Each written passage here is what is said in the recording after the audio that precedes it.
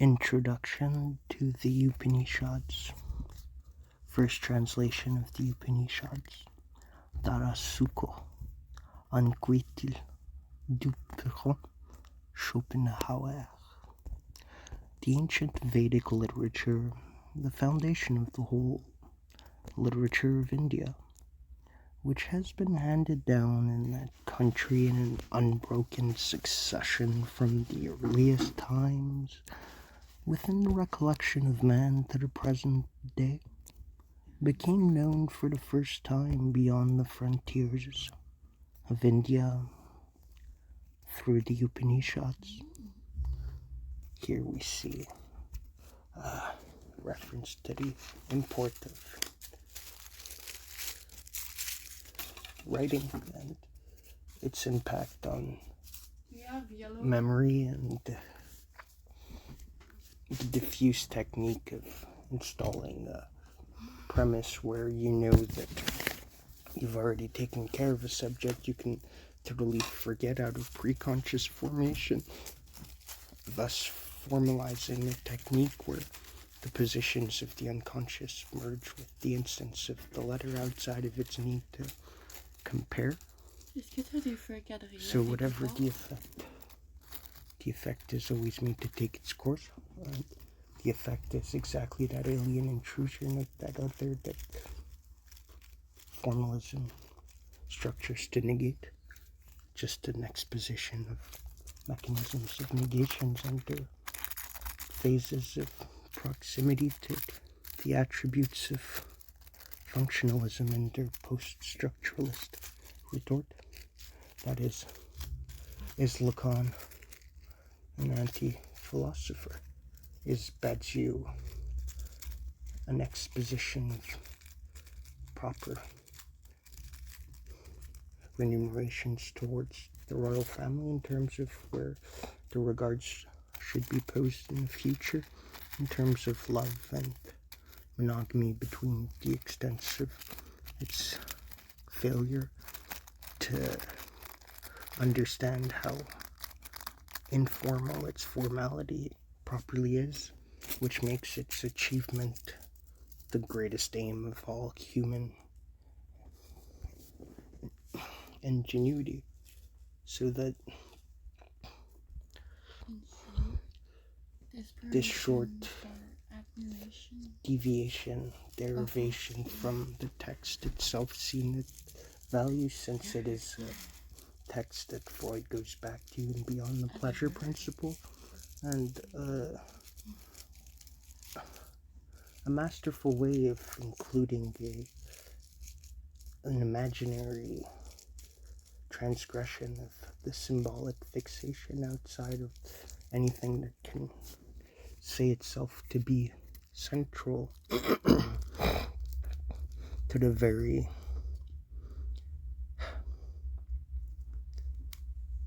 obfuscation, perhaps, theologian causes in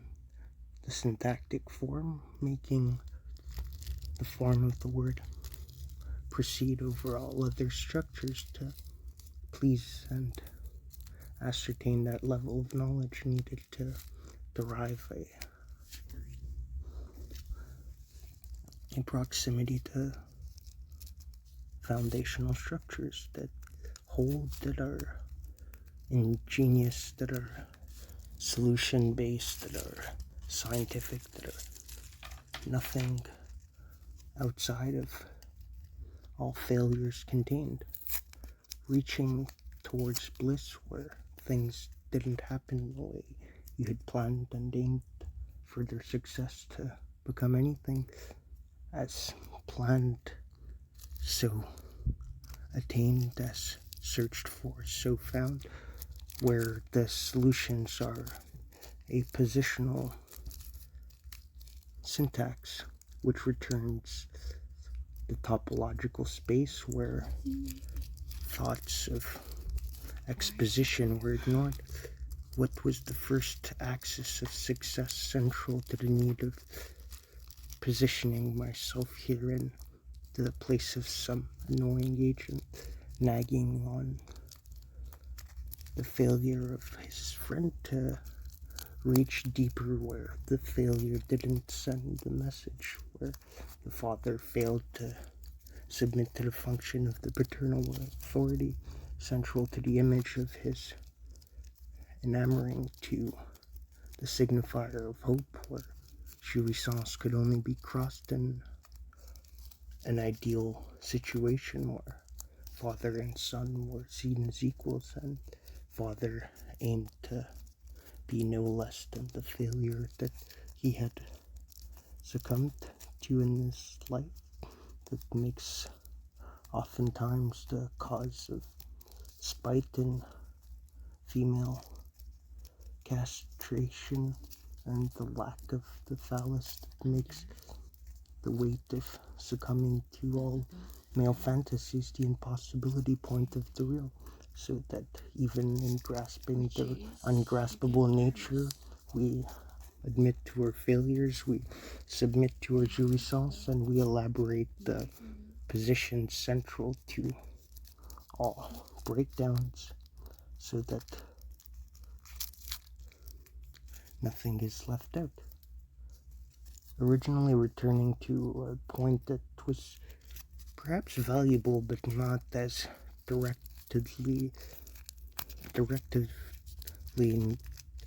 directing its engage with language as slowing down, weaning, but the aim perhaps was to cross that threshold where man had said that a pH could be stabilized. So much science was necessitated to cross this threshold of imaginary jouissance that was enamored with symbolic foundations for the signifier to stand for anything at all. So perhaps in the diluting of consciousness, there's a preconscious reflex that actuates action in a world where an inactive consciousness is seen to sort of succumb to the vampiring of a small collective engagement of a subject, point blank, not a collective archetype, but a subject, not a cult, the signifier of usage, and all goals and promises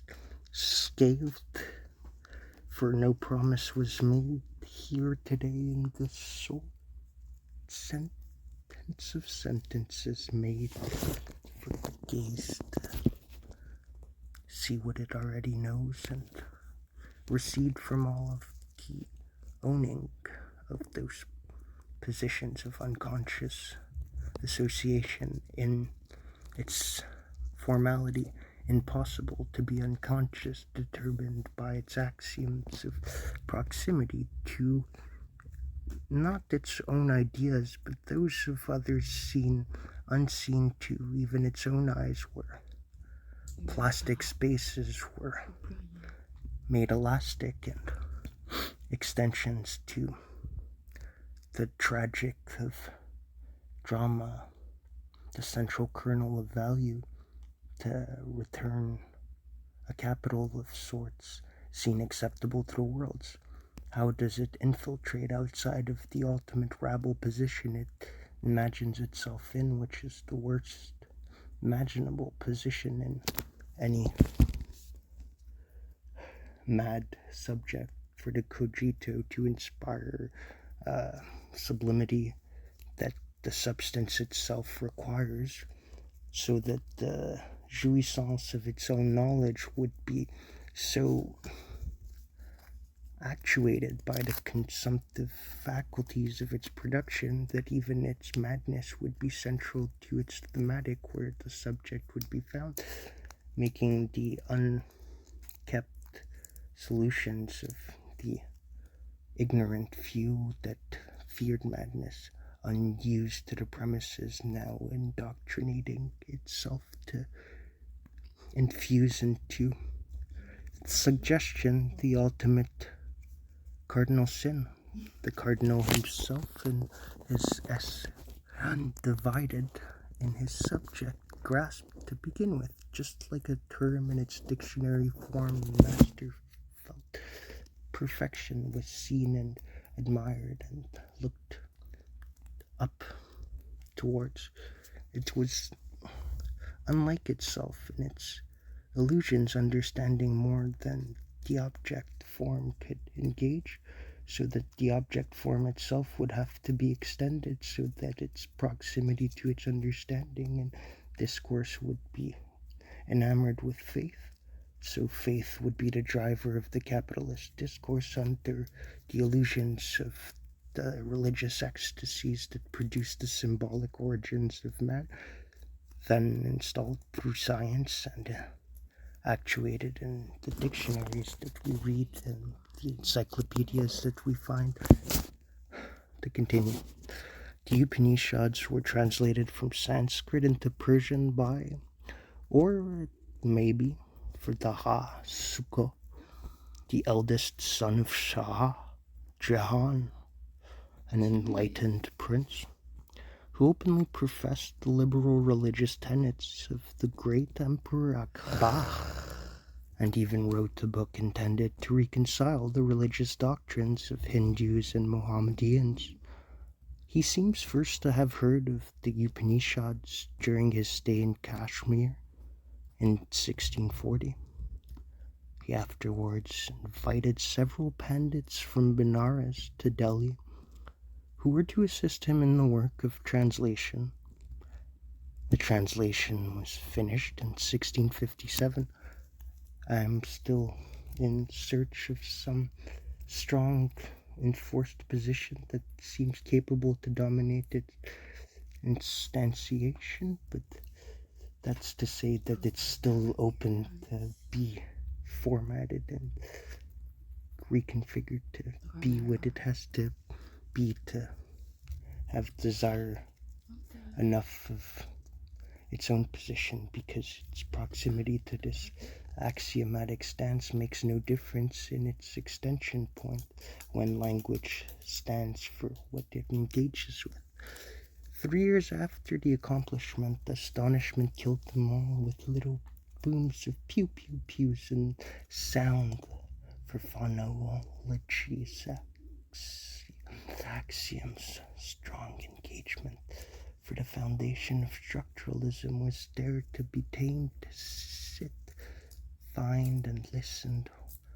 What you don't listen to will go beyond what you are hearing from what you are thinking of. It's saying to be something true, truest in spite of lies where courage found its needed. Snotted.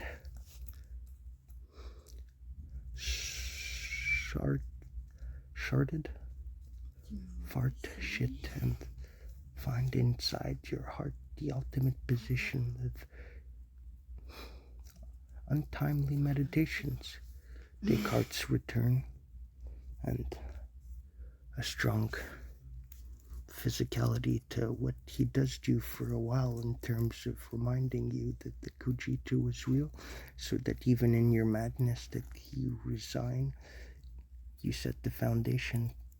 for your life. So 3 years after the accomplishment of this work, in 1659, the prince was put to death by his brother Aurangzeb. In reality, no doubt, because he was the eldest son and legitimate successor of Shah Jahan. But under the pretext that he was an infidel and dangerous to the established religion of the empire, when the Upanishads had once been translated from Sanskrit into Persian, at that time the most widely read language of the East and understood likewise by many European scholars, they became generally accessible to all who took an interest in the religious literature of India. It is true that under Akbar's reign, 1556 to 86, similar translations had been prepared, but neither those nor the translations of Dârâ, Shukoh attracted the attention of European scholars till the year 1775. In that Anquetil Duperron, the famous traveler and discoverer of the Zend-Avesta, received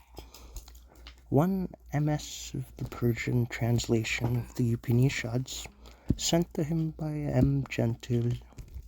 the French resident at the court of Shukoh ud-Dawla, and brought to France by Bernier. After receiving another MS, Anquetil Duperron collated the two and translated the Persian translation into French, not published, and into Latin. That Latin translation was published in 1801 and 1802 under the title of Oupnekhathai idest secretum tegendum opus ipsa in India rarissimum continens antiquam et arcanam seu theologicam et philosophicam doctrinam et quatuor sacris indorum libris rac Beid, Jejer Beid, Sam Beid, Artrabam, Beid exceptam ad verbum, e persico idiomate, sam creticis vocabulis intermixtu, in Latinum conversum, dissertationibus, e annotationibus difficiliora explanantibus illustratum studio et opera Anquetil Duperron indico ploestae argentorati taepisi in pensis fratrum lvii volume 1 1801 volume 2 1802. This translation, though it attracted considerable interest among scholars, was written in so utterly unintelligible a style that it required the lynx-like perspicacity of an intrepid philosopher such as Schopenhauer to discover a thread through such a labyrinth. Schopenhauer, however, not only found and followed such a thread, but he had the courage to proclaim to an incredulous age the vast treasures of thought which were lying buried beneath that fearful jargon. As Anquetil Duperron's volumes have become scarce, I shall here give a short specimen of his translation, which corresponds to the first sentences of my translation of the Chandogya Upanishads, Part 1, Aum hoc verbum esse attitunt sciveris sic to masculi fac de co meditare quod ipsum hoc verbum audit est propter illud quod hoc verbum in Sam Beid cum voce alta cum harmonia pronunciatum fiat adcite porocremortimum selectiosumimum est ad modum exprae omniquietu non moto e moto pulvis terra cremor optimum est, e prae terra aqua cremo est, et ex aqua comedendum victus cremo est, e comedens cremo est, e comedente loquela, id quod dicitur cremor est, id part of the dictatorship of the totalitarian regime under which the ego is submitted to make up for the ideal that it's never seen, and the other that makes it pass in terms of what it enamors for la parole to react. E loquera ait tau beid ex ait tosiam id est, cum harmonia pronunciatum, sam toadcit cremo est, id est, aum voce alta, cum harmonia pronunciare audit cremorum, optimorum est, major ex prae adcit cremo alte non est. Schopenhauer not only reads this translation carefully, but he makes no secret of it, that his own philosophy is powerfully impregnated by the fundamental doctrines of the Upanishads. He dwells on it again and again, and it seems both fair to Schopenhauer's memory and highly important for a true appreciation of the philosophical value of the Upanishads, to put together what that vigorous thinker has written on those ancient rhapsodies of truth. In his Welt als Wille und Vorstellung, he writes in the preface to the first edition, page 13, if the reader has also received the benefit of the Vedas, the access to which by means of the Upanishads is in my eyes the greatest privilege which this still young century, 1818, may claim before all previous centuries. For I anticipate that the influence of Sanskrit literature will not be less profound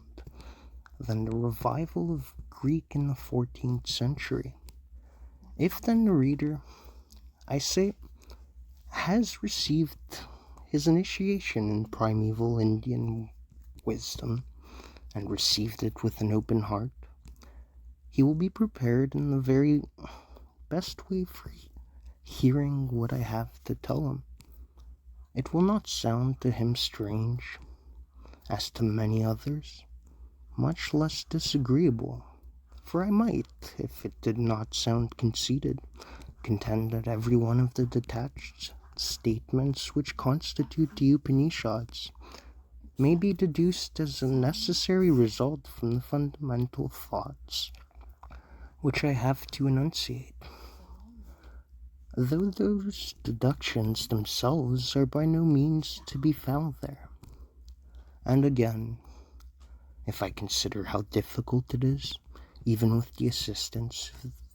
the best and carefully educated teachers, and with all the excellent philological appliances collected in the course of this century, to arrive at a really correct, accurate, and living understanding of Greek and Roman authors, whose language was after all the language of our own predecessors in Europe, and the mother of our own, while Sanskrit, on the contrary, was spoken of years ago in distant India, and can be learned only with appliances which are as yet very imperfect. If I add to this the impression which the translation of Sanskrit works by European scholars, with very few exceptions, produce on my mind,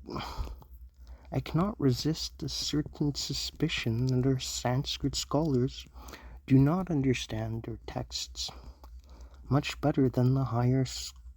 class of schoolboys their Greek. Of course, as they are not boys, but men of knowledge and understanding, they put together out of what they do understand something like what the general meaning may have been, but much probably creeps in ex ingenio. It is still worse with the Chinese of our European sinologues. If then I consider, on the other hand, that Sultan Mohammed Dara Schakoh, the brother of a Hanc, was born and bred in India, was a learned, thoughtful, and inquiring man, and therefore probably understood his Sanskrit above all, as well as we, or Latin, that moreover he was assisted by a number of the most learned pandits. All of this together gives me at once a very high opinion of his translation of the Vedic Upanishads into Persian. If, besides this, I see with what profound and quite appropriate reverence Anquetil Duperron has treated that Persian translation, rendering it in Latin word by word, retaining, in spite of Latin grammar. Well, Max Muller was the resource to sort of rapatrier tous les canons religieux dans un ensemble de textes qui s'appelle the Sacred Books of the East. So everything before the democratic Athens and the Platonic Republic. So that's even before shit hits the fan with Aristotle in terms of le roc de la castration qui en exude sa pertinence finale et son importance capitale dans la discordance dialectique qui cause l'illusion centrale à ce point de départ à retrouver sur la trace de cette chaîne signifiante engagée dans les fils conçus comme sujet quand relie à fois haute à reprendre les autres du est, du id, quod, rectificatio, rectum, allegio, retaining, in spite of Latin grammar, the Persian syntax, and all the Sanskrit words which the Sultan himself had left untranslated, though explaining them in a glossary. I feel the most perfect confidence in reading that translation, and that confidence soon receives its most perfect justification. For how entirely does Oupnekhathai breathe throughout the Holy Spirit of the Vedas? How is everyone who by a diligent study of its Persian Latin has become familiar with that incomparable book, stirred by that spirit to the very depth of his soul? How does every line display its firm, definite, and throughout harmonious meaning? from every sentence deep, original, and sublime thoughts arise, and the whole is pervaded by a high and holy and earnest spirit. Indian air surrounds us, and original thoughts of kindred spirits. And oh, how thoroughly is the mind here washed clean of all early engraft Jewish superstitions, and of all philosophy that cringes before those superstitions. In the whole world there is no study except that of the originals, so beneficial and so elevating as that of the Oupnekhathai. It has been the solace of my life. It will be the solace of my death. Though I feel the highest regard for the religious and philosophical works of Sanskrit literature, I have not been able to derive much pleasure from their poetical compositions. Nay, they seem to me sometimes as tasteless and monstrous as the sculpture of India. In most of the pagan philosophical writers of the first Christian centuries, we see the Jewish theism, which, as Christianity was soon to become the faith of the people, shining through much as at present we receive shining through in the writings of the learned, the native pantheism of India, which is destined sooner or later to become the faith of the people. Ex oriente lux. This may seem strong language, and in some respects too strong, but I thought it right to quote it here, because whatever may be urged against Schopenhauer, he was a thoroughly honest thinker and honest speaker, and no one would suspect him of any predilection for what has been so readily called Indian mysticism. That Schelling and his school should use rapturous language about the Upanishads might carry little weight with that large class of philosophers by whom everything beyond the clouds of their own horizon is labeled mysticism. But that Schopenhauer should have spoken of the Upanishads as products of the highest wisdom, ausgebucht der höchsten Weisheit, that he should have placed the pantheism of their thought high above the pantheism of Bruno, Malebranche, Spinoza, and Scotus, Erigena, as brought to light again at Oxford in 1681, may perhaps secure a more